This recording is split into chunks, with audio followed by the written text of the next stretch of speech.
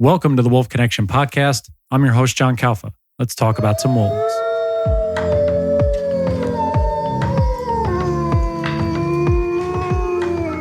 On this episode of the podcast, very excited to welcome an individual who worked in the National Park Service from 1995 to 2018, studying and helping bring the wolves back to Yellowstone and also giving out the information for all the park visitors for all those years. Rick McIntyre, also an author of a few books we're going to be talking about today. He joins us via Zoom in Montana. Rick, how are you doing over there? How's everything been? Well, thank you. But Olympia was not directly involved in capturing the wolves in Canada. So I was always based right here in the park, but did work in Yellowstone from 1995 through 2018, doing a lot of programs for park visitors, and then helping visitors see wolves, giving talks to park visitors, and then also helping with the research on the wolves. I want to start with your background because I finished The Rise of Wolf 8, which is one of the books we'll be talking about today, and then also weave in The Reign of Wolf 21, which are two alpha males that you discuss in great length and in awesome detail. You started your post in Alaska first, I believe in the 1970s. That's where you had your first set of wolf sightings. Can you give us some insight on your post in Alaska and how you made your way to Yellowstone? Because that's a very interesting story that you tell in the book. Sure. Yes, I started National Park in 1976. And that year was the first time I saw wolves in the wild. I worked there for a total of 15 summers altogether. And so got to see wolves off and on, not as much as what eventually turned out to be wolf observations in Yellowstone. But that's where I got my start. And I met a lot of the top wolf biologists in the world, such as Dave Meach and other people. And then I worked briefly in Glacier National Park in northern Montana, saw a few wolves there. By that time, I was working on a book about wolves that included a section on the possible reintroduction in Yellowstone. And so I came down to Yellowstone several years prior to the reintroduction, met a lot of the Park Service biologists and administrators, talked to them about the plans. I also testified in some of the hearings in support of the reintroduction, and then switched to Yellowstone, transferred down here in 94, and then wolves arrived in early 95. And I've been in the park for about 90% of all the time that the wolves have been back since 1995, which is a little bit over 25 years.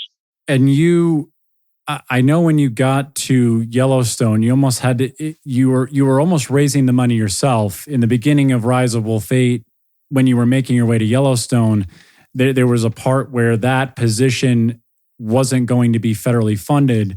And you guys had to, I think you were working with Doug Smith at the time to get your position paid for.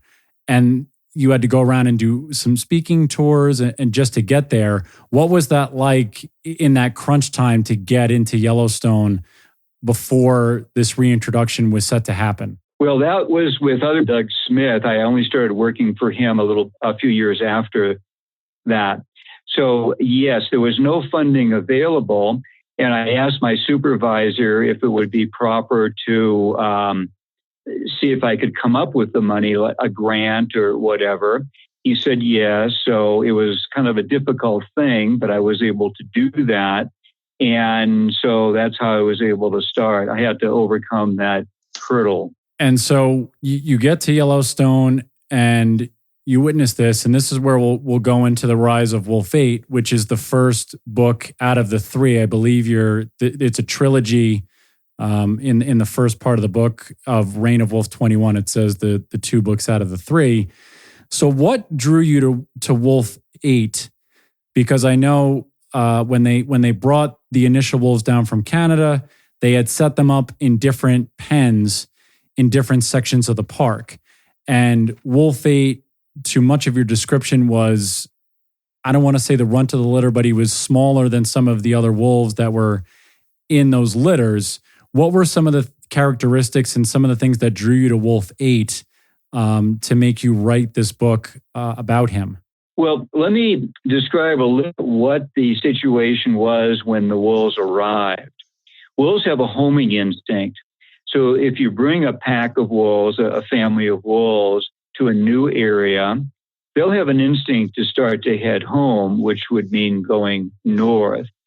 Where they were brought in was somewhat close to the northern border of Yellowstone.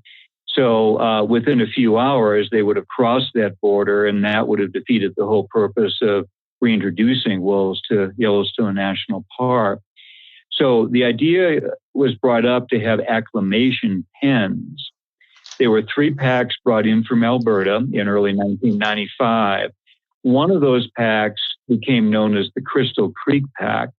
It was the wolf parents and 4 male pups, the sons of the parents. And of those 4, 1 male pup was distinctive. That was number 8. That was partly because he was the smallest of the brothers. He was the runt of the litter. But also he was gray, and the other brothers were black. They had beautiful black, sleek coats, whereas 8 kind of had this dull gray color. In fact, to make it worse, he looked a lot like a coyote, which is not a good thing if you're a wolf. His mother had a whitish coat. His father was jet black. So when you saw the whole family traveling together, he sure seemed like a misfit in the family. And his bigger brothers would oftentimes bully him, beat him up, chase him around. I heard that during the time that they were in the pen, he generally was the last to eat. So he was the lowest ranking member of his family. And I guess I just have a natural tendency to root for an underdog. So that's why I became interested in him. That actually brings up a question that I wanted to ask you as an author and this expert in observing these animals. But what made you go from sort of writing about the plight of wolves as a species to writing about individuals? Question. Thank you for asking. The way that I would respond to that is to say that this wasn't planned out. It seemed to be accidental. But I found myself in a situation where I was able to know these wolves as individuals. When I was in Denali, I could do that to a very limited extent, not really in Glacier, but I could here in Yellowstone. So individual wolves out for whatever reason, such as 8, and then later 21, after that Wolf 32, he's the main character in the 3rd book. All of them had either personalities or characters that were very interesting, very appealing, and they all were very different. So to study 8 and then study number 21, and after that 302, perhaps an analogy would be if you were an anthropologist and you discovered a remote tribe in the Amazon that had never been studied before, and you really wanted to understand what tribal life was like. And it would seem like you'd be particularly interested if you could perhaps do a study of the guy that was the chief, the woman that seemed to be the boss of the operation, maybe a kid that was growing up and maybe didn't seem to have too much potential. So that's how it was with these wolves. I could see these individuals day after day, and for most of them, pretty much follow them for their entire lives.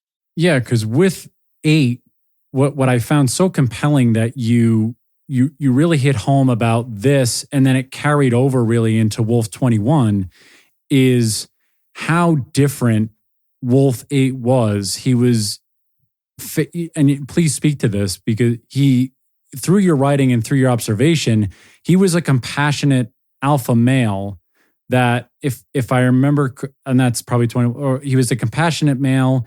He fathered, I believe it was 50 plus pups, and he also adopted Wolf 21 as his son because Wolf 21's father was killed, who was Wolf 10, And if I'm getting the numbers wrong, please remind me. So how was that different than some of the other wolves that you had seen previous that you saw in Wolf 8 with that compassion and that nature to nurture?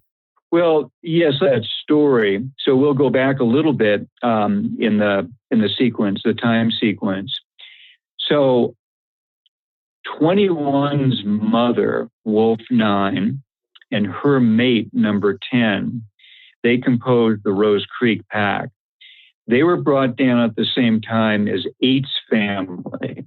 So families were captured in Alberta, both brought down at the same time, both put into separate acclimation pens that were maybe about 8 miles apart from each other. But after 9 and 10 were released, we don't know why, they started to travel quite a bit. It turned out that she was pregnant, and when it was her time to have her pups, she didn't understand the significance of it, but she was just slightly outside the border of Yellowstone National Park, meaning outside the protection of Yellowstone. So as far as we could figure out, on the very day that she had her litter of 8 pups, her mate, Wolf number 10, was illegally shot and killed. They caught the guy that did it. He was convicted and he spent time in prison. But getting back to number 9, she was in a desperate situation. She was a single mother with 8 pups that were only a few days old. She needed a lot of help, and she had none. Young wolf pups have no ability to keep themselves warm. This was in the month of April when there was still snow on the ground. So for her to go off on a hunt, which might take a day or two to make a kill and bring back food, when she got back, perhaps her pups would be dead of hypothermia. So she was in almost an impossible situation. Normally, the National Park Service does not intervene in a wildlife situation, but they decided to in this case because her family represented 43% of all the wolves in Yellowstone at that time. We just couldn't let them die. So she and the pups were captured. They were put back in her original acclimation pen. They were fed with roadkill deer and elk during the next few months. And the plan was to release them the next fall, about 6 months later. They would be much bigger at that time, a little bit better chance of survival, still not much, but it was about the best that we could do under those circumstances. So they were released in 1995, and by great good luck, number 8 was in the area. We think that maybe he heard some howling from up this drainage.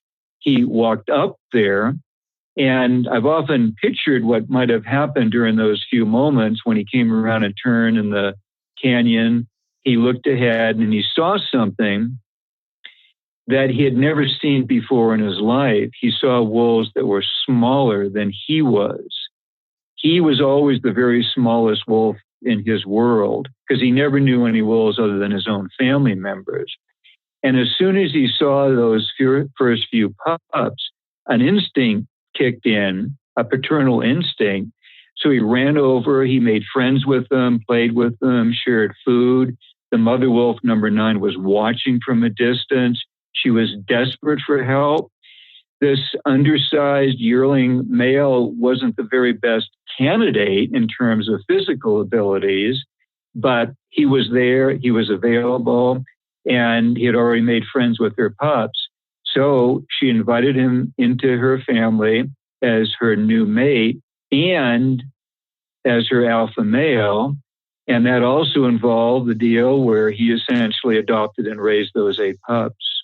Do you notice any difference in the personality of the wolves that have been captured before or been captured several times and then released back out into the wild? Do they sort of rebound back to their complete wild behavior, or do you ever see any residual sort of issues with that? Well, that's a good question. I don't think anybody raised that before to me. My first impression is no, because a big effort was made to really minimize any human contact when they were in the pens. So I participated a couple of times with the feeding. And so you'd carry parts of elk or deer up there. You'd open the gate. You'd go in, and as quick as you could, you drop off the meat and then get out of there. The wolves, and I did that with the family that we're talking about, number 9's pups. The family had their natural fear of people. That's how wild wolves normally are. So they ran to the very far side of the enclosure, the pen that they were in, and they were trying to figure out how they could get even further away from the people. So we would drop off the meat as quick as we could and then get out of there. Now, one of the other parties, when they fed the wolves, it included the park veterinarian. He told me a real intriguing story that relates to what we're talking about. He went up there one day, and as he was trying to rush to get the meat around and get out of there, he noticed that the mother wolf and the 7 pups were at the very far end of the pen. But the 8th pup, a black, was between him and the family. And the pup was pacing back and forth, keeping himself between the humans and his mother and his siblings. And the vet told me that the feeling that he got from that experience was that this little pup was essentially acting as the family's alpha male, acting in a position where he was trying to protect his mother and brothers and sisters from these humans. And he told me at the end of the story, his name is Mark. He's very good at identifying dogs and wolves as they age, as they grow over. He told me that he felt that that pup was to become our most famous wolf, known as number 21, who we've already mentioned.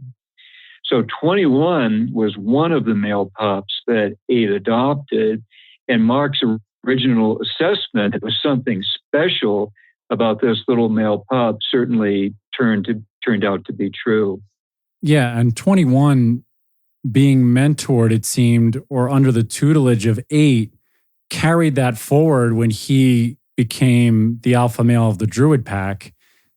As I'm reading, because you touched a lot on Wolf 21 in The Rise of Wolf 8, and how because of, it seems like the tutelage of 8, that he took on all of those characteristics that 8 had initially, and so he used those when he became alpha male of the Druid pack. Yes, there's such a fascinating background story to 21. So his biological father, who was shot and killed the day that he was born, was wolf number 10, a very large, very strong male. So 21 inherited the genetics from that large and powerful male, his biological father, but he was raised by number 8, who was much smaller than number 10. And I felt that probably the most influential moment in the young life of 21 happened, I guess it was maybe about 8 months or so after number 8 had joined the family. I was watching the pack at Slough Creek. I was with a bunch of park visitors. Number 8 was leading a hunt. By that time, the pups were just over a year old, so I'll call them yearlings. And he was training them how to hunt. There was a group of elk there. They chased them. The pups working together with number 8. They managed to kill an elk. They fed on it. They were getting ready to bring food back to number 9 at the den, who by that time had a new litter of pups.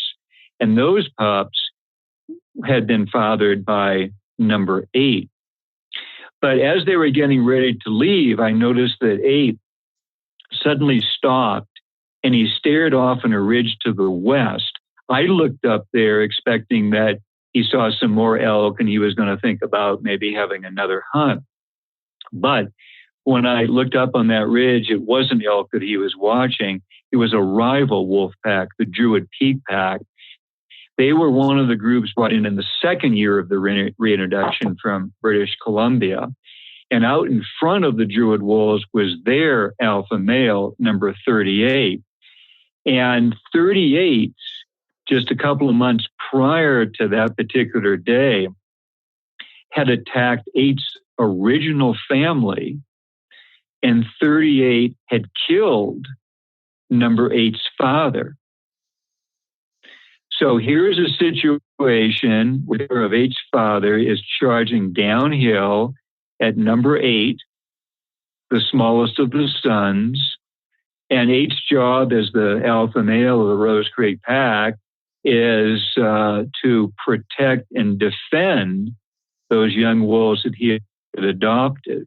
Now, I felt that the right thing for 8 to do was to run away, to circle around the Druid wolves, particularly avoid number 38, circle back to where 9 was with number 8's biological pups, and if he was going to defend something, defend that position and let the yearlings get by on their own. But that wasn't what happened. He did the exact opposite. So when he started running, he wasn't running away, but he was running directly toward the much bigger alpha male. And another aspect of the difficulty that he had at the moment was he had to run uphill, up that ridge to even start the fight. So not only had he never won a fight in his life, not only was he small compared to this much bigger male, but he had to run uphill. I was with a bunch of visitors, as I mentioned, and I felt I needed to prepare them for what was about to happen. So I told them when 2 male wolves fight, and there's a really significant difference in their size, the bigger one pretty much for sure is going to defeat the small one. Going to pin the wolf. The loser will be on his back in a helpless position. And the way in which one wolf kills another is to bite the throat. That's the finishing move. So I needed to prepare them for what they were about to see. And just as I expected, as 8 ran uphill, 38 was running downhill. They smashed into each other. They rolled around on the ground. They were both gray, so you couldn't really separate them as they were rolling on the ground and fighting. But just as I had predicted, after a few moments, the fight was over, with the winning wolf standing over the helpless one, biting him at will, and whenever he chose, he could just bite into the throat, and that would be the end of it.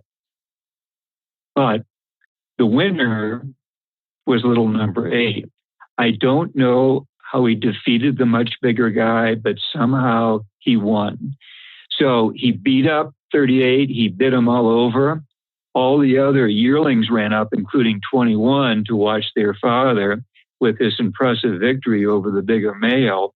And what he did next was even more impressive. He stepped back and let the guy go. He chased him out of the territory, but he spared his life.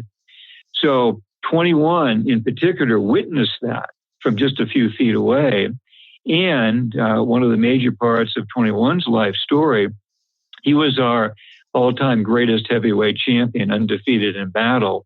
But as far as we know, in all the years that I've watched 21, where he never lost a fight, he never killed a defeated opponent. And as best I can figure, it was because of going back to that day years earlier where he had seen his adopted father defeat 38, but then spare his life. It's incredible how that has gone. And I know Wolf 8 really had a really storied life there as well. I at the end of his life, I think you were running out some of the numbers where he battled elk 100 plus times. I think by the time of his at the time of his death, he was missing a couple of canines. He had been kicked numerous times in the skull because of hunting elk and bison and things of that sort. So it seemed as though he was made differently.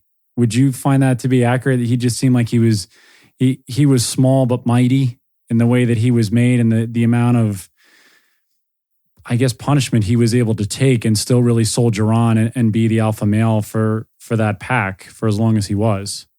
Yeah, so he went with genetics that meant that he was never going to be as big and strong as number 21, but he still had the same responsibilities as being an alpha male. And you can describe those in a pretty simple manner. If you're the alpha male of a wolf pack, if your family is hungry, you're supposed to do something about that. An average adult wolf is about 100 pounds, and their main prey here are elk. A big bull elk is 700 pounds, and sometimes they hunt bison. A bison bull can be 2,000 pounds. So if you're a 100-pound combatant trying to chase and kill something that's either 700 pounds or 2,000 pounds, that's a tall task. So as over the years was fulfilling those responsibilities, he sustained a lot of injuries, just like a MMA fighter or a boxer or anyone in martial arts. You're going to get hit a lot. You're going to get a lot of injuries. And so in his latter years, a lot of his teeth had been kicked out. I had seen him trampled, and I had seen him held underwater by an elk. One of my friends, after Eight died, did some measurements on his skull.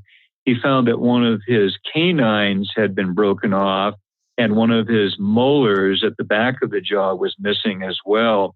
He measured the distance between those two injured teeth and found that it was exactly the width of elk hoof.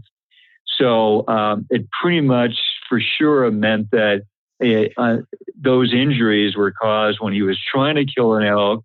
He wasn't able to get out of the way of the kick, and the elk kicked him right on the side of the face and broke those teeth off. So, just imagine being kicked by a horse or a mule or something like that. That was normal life for number 8. One thing I want to ask you about as well is you really go into a lot of detail and a lot of explanation about the play that the pups were engaged in, whether it was with Wolf 8 or Wolf 21, and how that really correlated to when they were old enough to go out and hunt, whether it was voles when they were very young, and then when they would progress, obviously, to the higher and the heavier game of elk and bison. What were some of the things that you took away from the play that you saw? Where, I mean, some of the things you nicknamed some of them baseball, some of them were just, playing, tag or fetch or catch. How did you see those things unfold, and how did that really help them as the pups grew up? Well, the great thing research here in Yellowstone is in this northern section of the park, they plow the road year round. So I have access every day. And I literally went out every day for 15 years, never took a day off because it was such a great opportunity. So in responding to your question, what I gradually saw year after year, when the pups are generally born here in late April, they come out of the den after a couple of weeks. And not every spring, but most springs, we get to watch pups from a distance. And we see year after year that the games are pretty much the same for every generation of pups. To simplify things, probably the best two to talk about would be wrestling and chasing. Those are the most common games. So if you picture two wolf pups coming together, they spar with their jaws. They try to hook a front paw around the shoulder of the other guy, try to pin him, a little bit like a human wrestling match. And they go back and forth. And it appears that they have a little bit of a sense of fair play. So it seems a lot of times if a larger, stronger pup is playing with a smaller pup, they will try to even out who wins each match. In other words, the bigger, stronger pup does not beat the smaller one every time. It kind of evens out. And the same thing tends to happen with chases. One will chase the second one will turn around and chase the first one. And when you're watching them, you sure get the impression that the whole point of it is fun. It's just fun to chase each other.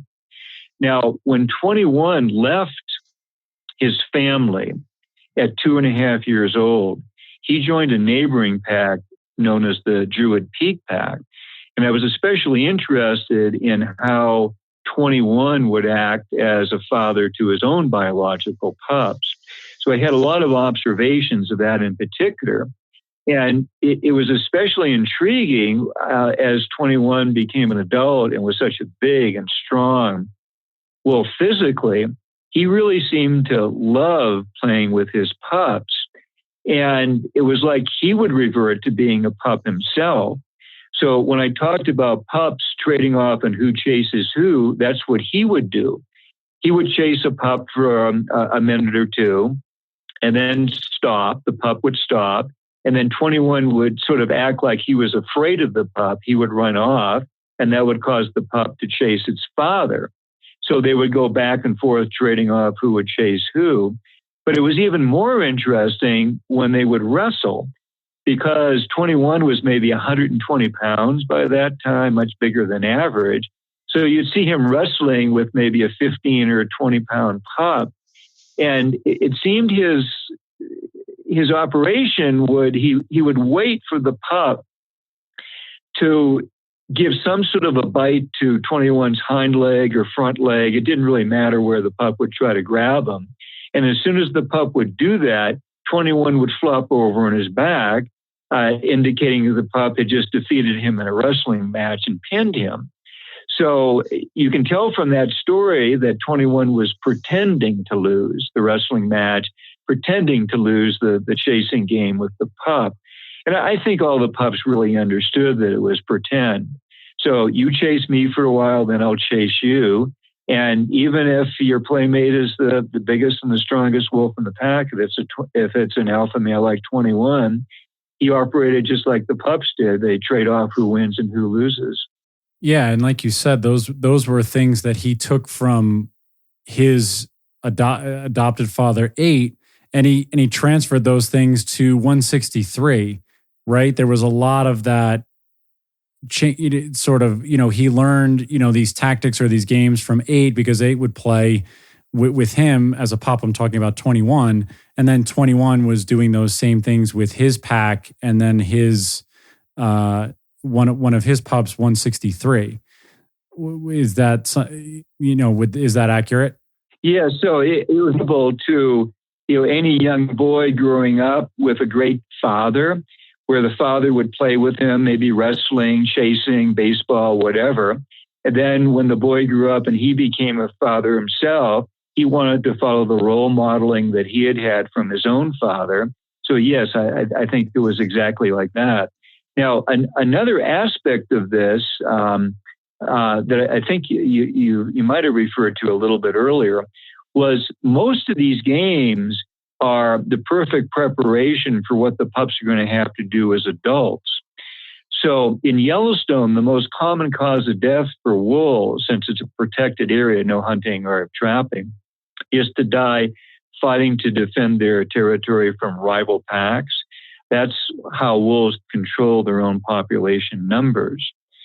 So when 21 was doing those wrestling matches, so those sparring matches with his pups, it was certainly fun for the pups, but he was also teaching them how to fight. And when he was playing the chasing games with him, when he waited till the pup caught up with 21 and tried to, with its mouth, grab 21's hind leg, and then 21, even though he could have certainly easily shaken the pup off, fell over like the pup had just pulled him down. That's exactly what an adult wolf has to do when it's facing an elk in Yellowstone, has to grab a hind leg and then pull the animal down. So all those things not only contributed to pack cohesion, the play, but also contributed as a training session, as an apprenticeship. So that's what 21 was doing to his sons and daughters, and that's what 8 had done for him. So it was carried on from generation to generation. I love that you mentioned this in the book too, because you shared a story about you and your father when you were, I think, 6 or 7 years old, and it was that wrestling. There was a wrestling part where your father, wrestled with you for a minute, and I think he let you win, and then he went back to, I think he was reading the newspaper. I feel like there was so many father-son undertones that was it when you started writing Wolf 8 and then maybe into Wolf 21, did you find that was something that came up organically, just how those father-son dynamics trickled into your writing of these books? Or was it something that you sort of knew right from the get-go that it was going to be part of your description of these relationships? Well, yes, that's certainly to get into, and all of us were boys with dads. And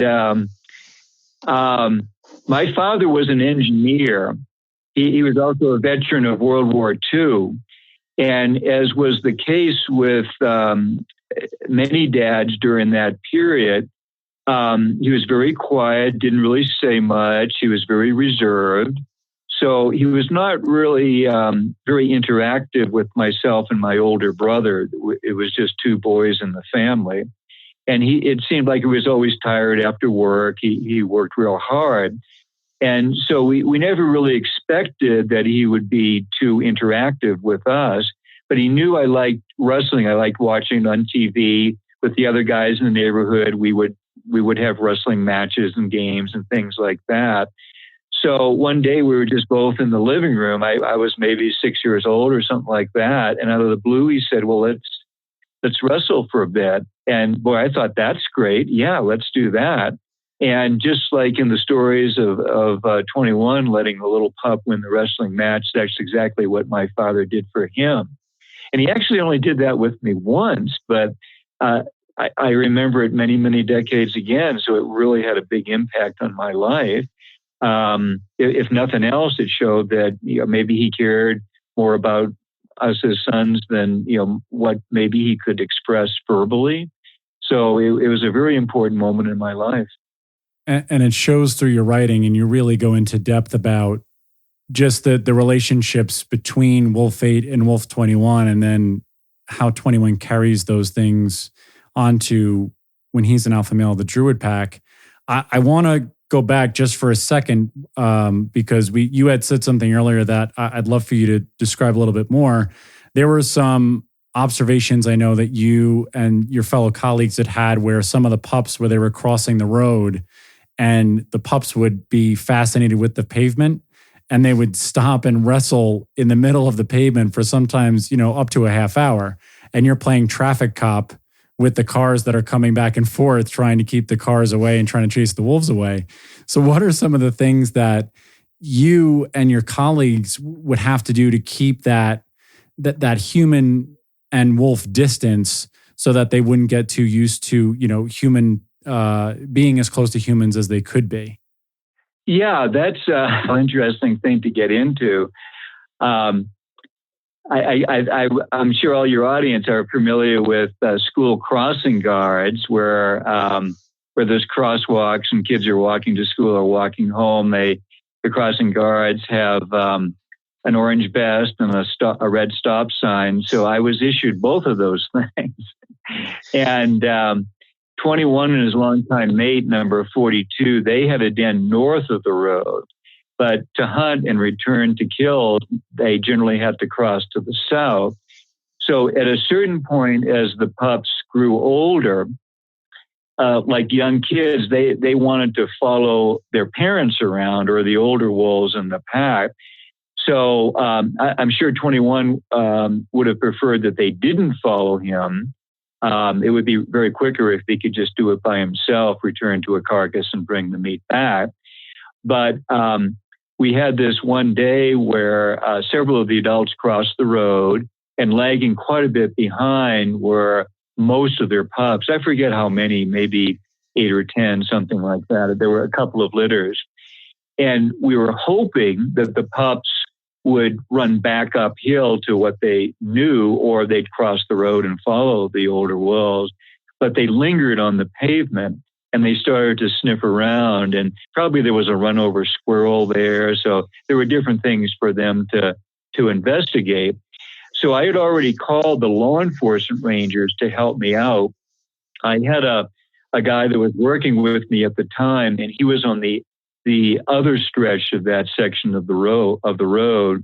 So both of us had stop signs. We both held up traffic. We were hoping that the pups would leave after a couple of minutes, but 10 minutes went by, 15 minutes, 20 minutes went by, and they were still sniffing around. So when the patrol ranger showed up with his vehicle with flashing lights and everything, I described the situation to him. We really needed to get the cars through. It was becoming a big bottleneck. So we jumped in the car. He turned on his siren, the flashing lights and everything. We slammed the doors. I got out. I yelled at the pups because it just was not a good thing for them to think that it was safe for them to linger on the road. And that scared them. We deliberately scared them to run back up at the den.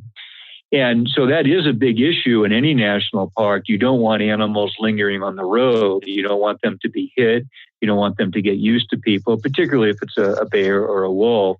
So that was an example of what we had to do that one particular day. And it looked like the way in which we scared them did seem to work from then on. I don't think we had a case with that litter where they lingered on the road. Either they just ran back uphill to the den or they would cross it and keep on going. You touched on 21's longtime mate 42. Can you go into, because this I know you touched on a lot about this in Wolf 8, and then in the beginning stages, probably about a third of the way through Reign of Wolf 21, where you talk about the dynamic between 40 and 42, who I believe were sisters at the time, and 21 and 42 eventually becoming the alpha pair of the Druid Peak Pack after 40 was killed in there. It might be a longer story than I'm asking for, but you had touched on it, so I feel like it's something that people should know about. Sure. Yeah, it was a very, very series of events, almost like something out of Game of Thrones or Shakespeare. So when 21 left home, he was 2.5 years old. He waited longer than normal to leave home. The average life of a wolf in Yellowstone is only about 5 years old. So he left home, and we thought that he made a big mistake because he went east and marched into the middle of the territory of the rival Druid wolves, the pack that had tried to attack his family several years earlier. But 21 always seemed to have the best luck in the world. He wouldn't have known it. There was no way for him to know. But 38, like 21's own father, had just been illegally shot and killed outside the park. So when 21 arrived in that territory, the adult females, they were desperate for a new alpha male for a replacement. So when 21 strolled into that valley, Lamar Valley, he had perfect timing. The mother wolf, the alpha female, was number 39. She had 3 adult daughters, 40, 41, and 42. And 40 turned out to have a personality that was super aggressive. She was just born that way. So she drove out her own mother and then drove out one of her sisters, number 41, and then turned her aggression against the remaining sister, number 42. Now, that was a drawn-out process, but we could see during that time that 21 definitely had an affinity for that sister, for number 42. Both of them had personalities that they both had leadership styles where they used cooperation rather than aggression, like 40 did. So you could see as a human that they were very well matched to each other. But 42 had this problem with her aggressive sister. So she put up with abuse for years from 40 after the other 2 females had been driven off. And 21's story became even more fascinating during that period because it appeared that he had this rule, this policy that he would never do anything to harm a female wolf. So he didn't really seem to know how to intervene in the situation. if 42 was being beat up for 40, she would run over to 21 and he would just kind of stand there and he wouldn't do anything to 40, but that did seem to stop 40 from doing anything more to 42. But apparently 21 just had this instinct to never harm a female. And so there wasn't much he could do to help 42. So we concentrated on how 42 was going to deal with this. And during that period, as far as we could tell, 2 springs in a row, 40 killed all of 42's pups, which is the worst thing that one wolf can do to another, especially if it's sister's wolves. So it all built up to the 3rd year, where once again, 40 had a den. This time it was quite a bit further from her sister's den. By that time, she had made some alliances with some of the younger females in the pack. So they were helping 42 at her den. And to condense a long, complicated story so it can fit into your program, here's the sequence of what happened at the climax. Late one day, I saw 40 marching over 5 miles to where 42 was denning. She walked up into the forest and I couldn't see what was happening. But I was suspecting that her intent was once again for a 3rd time to kill 42's pups. It got dark. I had to go home, came back early the next morning. And in that same general area, we found a wolf severely injured by the side of the road, just drenched in blood. And I assumed that what had happened during the night was the 2 sisters had fought. The super aggressive 40 had severely injured, mortally wounded her sister 42, and here was the result. But when I took a closer look, I saw that it wasn't 42, it was 40. And she soon died. When they examined her, we found that her body was just full of bites, way, way more bites than what one wolf could have inflicted on her. So here's what I think actually happened during the night. When 40 got up there, she did something to threaten her sister's pups, maybe grabbed one. And apparently for the first time in her life, 42 stood up to her sister, fought with her, but she just didn't have the aggression, the violent streak to defeat her sister. But her allies, there were 2 other females, 2 younger females that had also been beaten up and abused by 40 over the years. And apparently they jumped in on 42's side. So now instead of 1 against 1, it was 3 against 1. They defeated 40. They spared her alive. They let her run off, but she later died of her injuries. Now, the second part of that story, in a way, is even more intriguing because later that next day, 21 came over to 42 in desperation because he had realized that 40's pups were going to die if they weren't cared for by another female. So he brought 42 back to the main den in hopes that she could do something. That was in a forest, so he couldn't really see what was happening.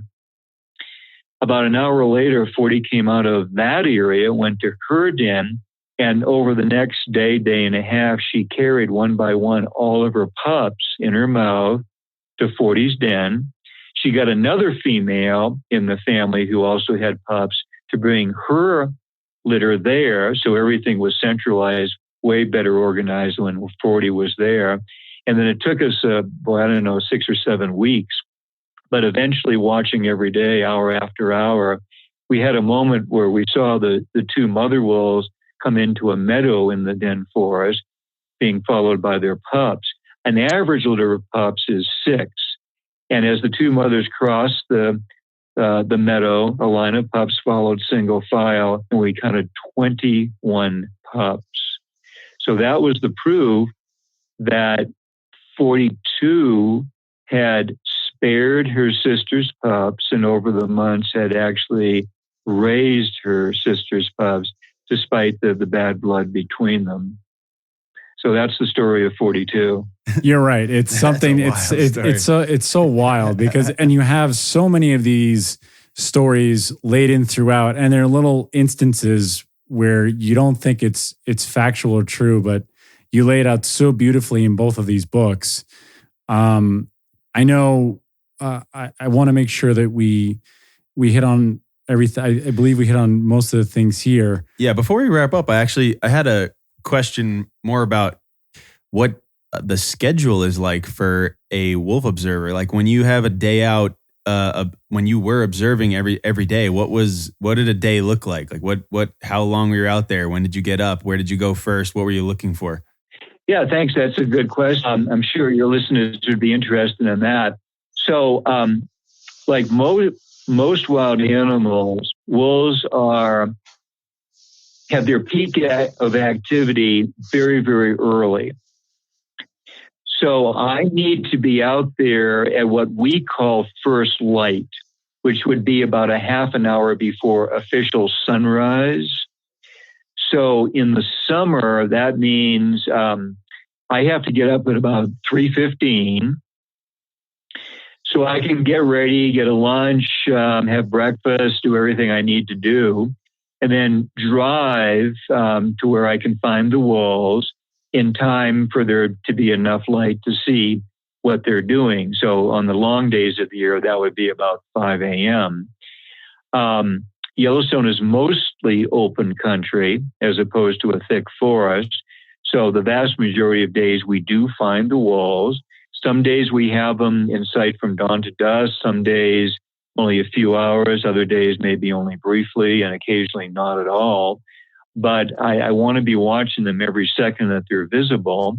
And we have a lot of other researchers here that help us out, a lot of local people that are very interested in the wolves, and a lot of repeat Yellowstone visitors that come back time after time, year after year.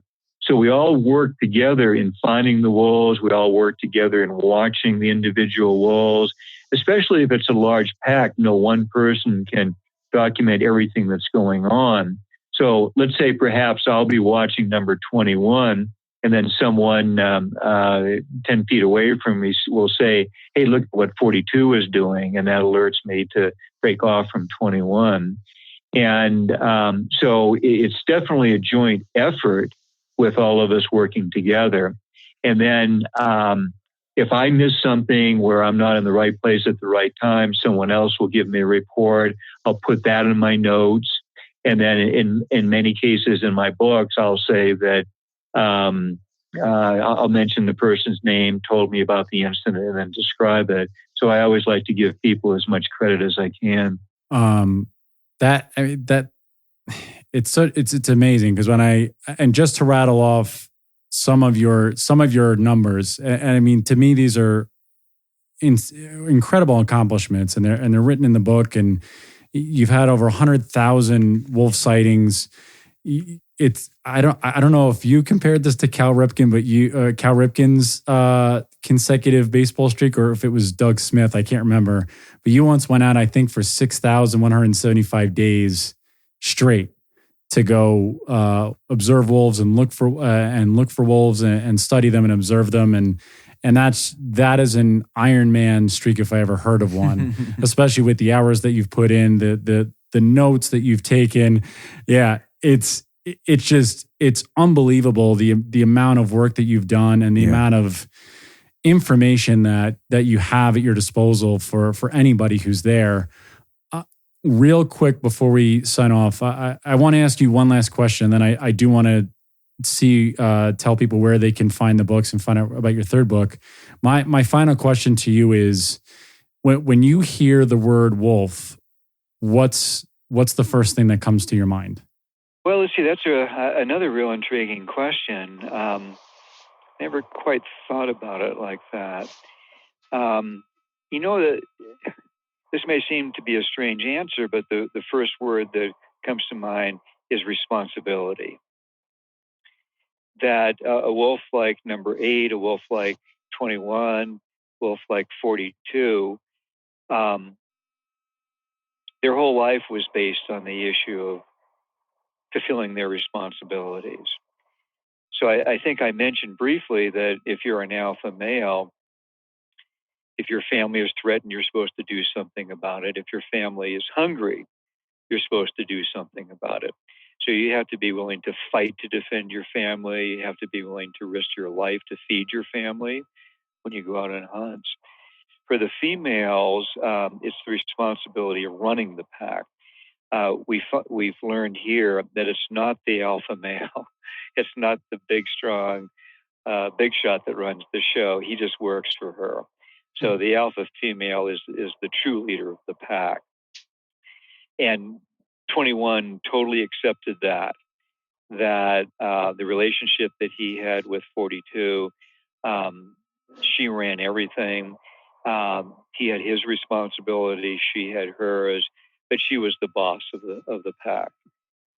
Just like 21's mother, number 8, was the boss of her family too. And male pups, they just grew up understanding that. So it's a real fascinating situation. Essentially, wolves live in a matriarchal society. They figured that out before we did. And maybe that's why I mentioned earlier in our talk that 21 had this total inhibition against doing anything to harm a female.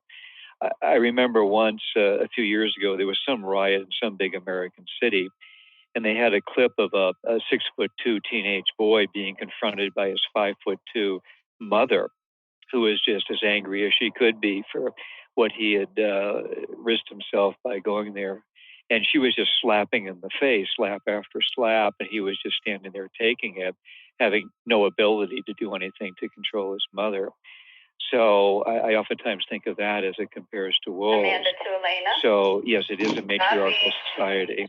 You are correct in that way, and it's amazing how much that wolves and humans really cross that boundary, and we're connected more, I think, than people want to give it credit for. So for those of you listening out there, we've discussed the first 2 books that Rick, well, 2 of the books, I should say, that Rick has written in his Alpha Wolf series, The Rise of Wolf 8, Witnessing the Triumph of Yellowstone's Underdog, and The Reign of Wolf 21, the saga of Yellowstone's legendary Druid Pack. Both are published by Greystone Books. I know you can get them on Amazon, and for most book retailers, other than Steven, it seems, can find them. Yeah, I tried to find. I'm gonna look for that one again, see if I can get it in the next. What's going to be the wolf that you're talking about in the 3rd installment of this series? Yeah, thanks for asking about that. Well, we've already completed the 3rd book, except for the cover design, but that won't be out till next fall, as far as I know. So it's going to be called The Redemption of Wolf 302. 302 was 21's nephew, but there probably were never any 2 male wolves that were so different in personality and character. 302 is pretty much the opposite of his uncle. For example, 302 grew up in a different pack. He later wandered into Lamar Valley, met up with 21's family. 302 was very attractive to the female wolves, so immediately a whole flock of 21's daughters ran to him. He got several of them pregnant and then abandoned them.